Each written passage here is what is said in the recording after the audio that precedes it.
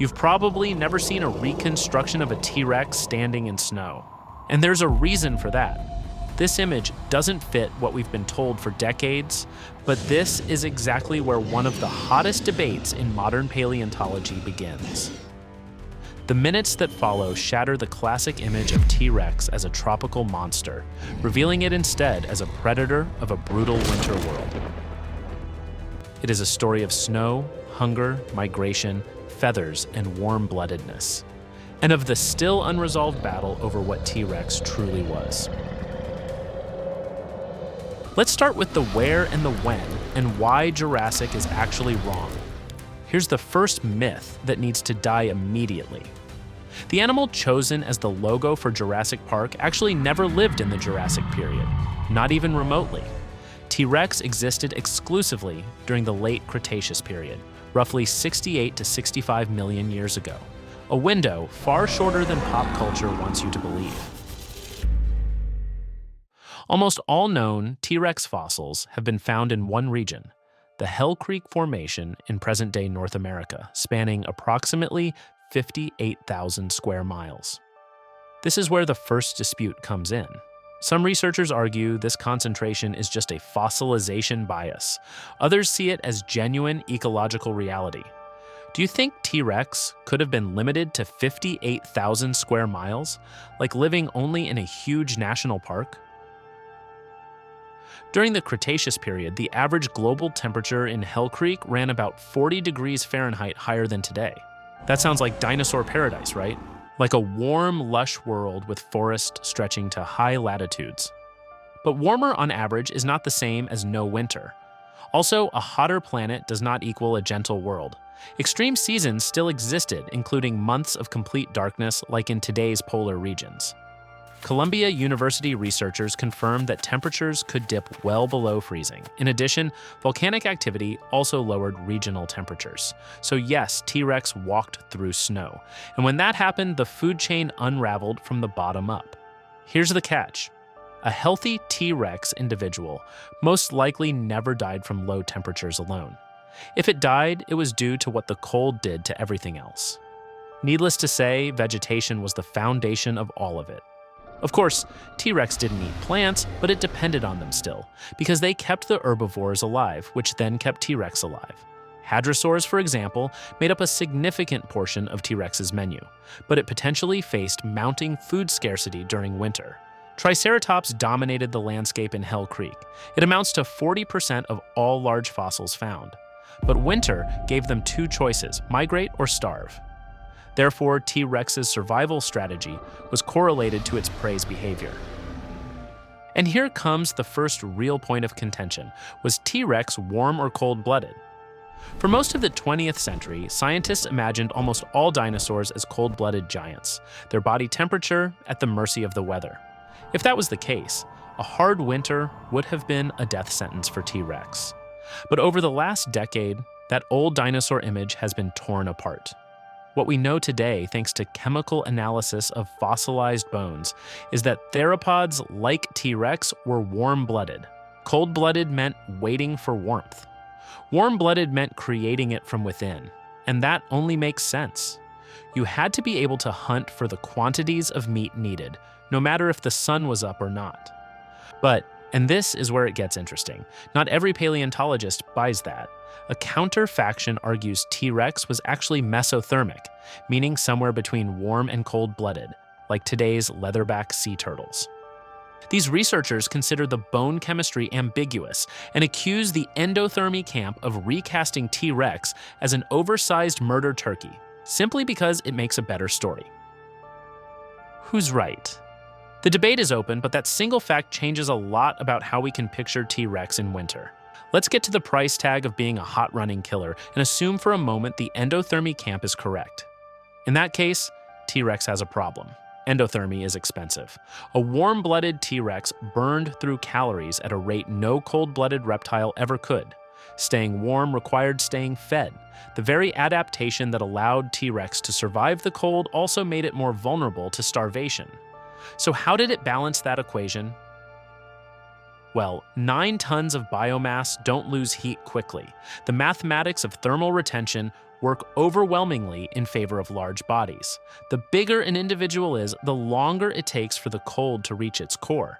That still applies to large deep-sea animals today, and is one of the reasons why they can thrive in almost freezing temperatures up to 7,000 miles deep.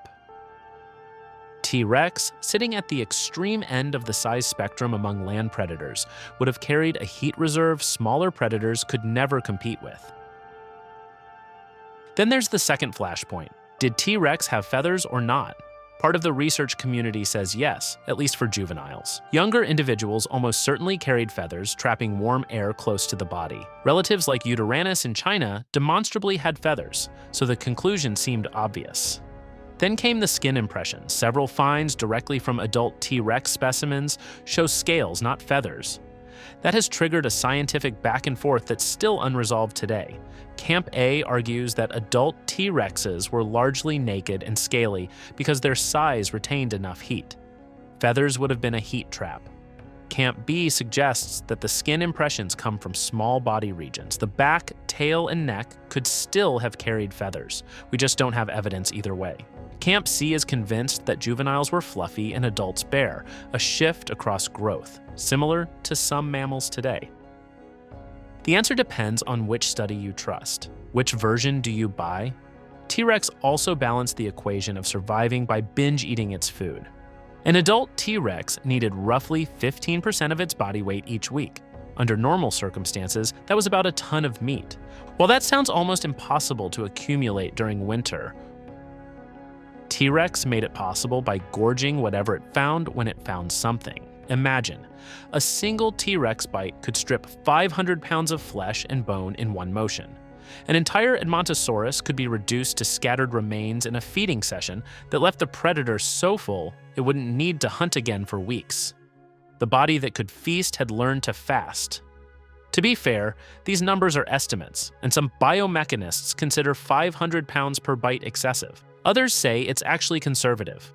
Which brings us to the most vicious argument in T-Rex science. Are we talking about a hunter or scavenger? When T-Rex moved, it moved with purpose. Because winter, for all its cruelty, also created opportunity, as prey was weakened. Jack Horner, one of the most famous paleontologists of all time, argued for decades that T-Rex was primarily a scavenger.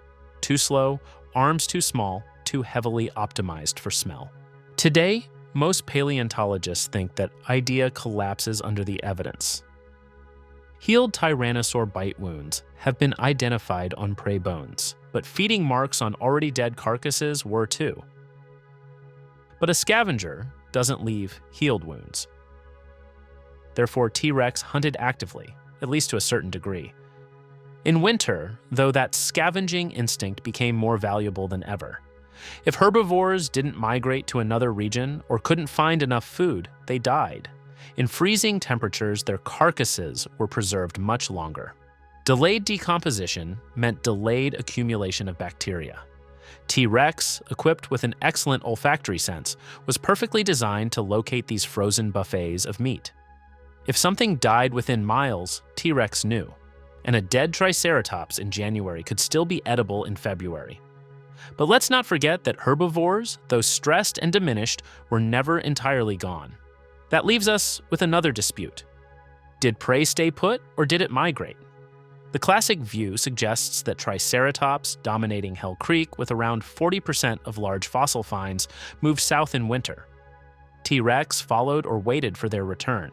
An entire generation of documentaries shaped this picture, but a newer theory says otherwise. It's supported by polar dinosaur finds in Alaska, suggesting that many animals stayed in the same place all year, even through months of darkness.